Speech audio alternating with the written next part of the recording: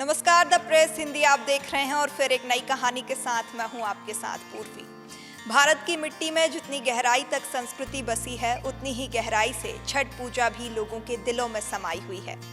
यह केवल एक त्योहार नहीं बल्कि सूर्य देव और छठी मैया के प्रति समर्पण और आस्था का महापर्व है।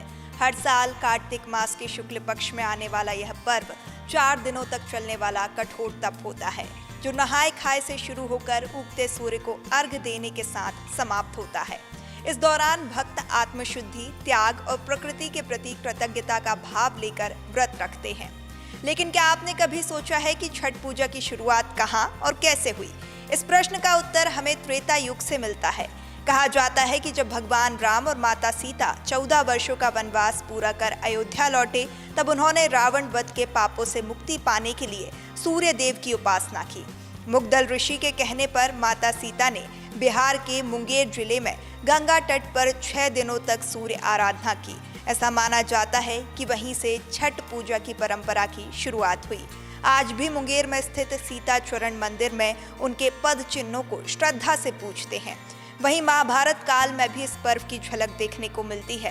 कहते हैं कि जब पांडव अपना राज्य खो बैठे, तब द्रौपदी ने सूर्य देव की आराधना की थी ताकि उन्हें अपने कष्टों से मुक्ति मिले। एक अन्य कथा में सूर्यपुत्र कर्ण को भी छठ पूजा की परंपरा की शुरुआत करने वाला माना गया है। वे प्रतिदिन सूर्य को अर्घ्य देकर शक्ति और तेज प्राप्त करते थे।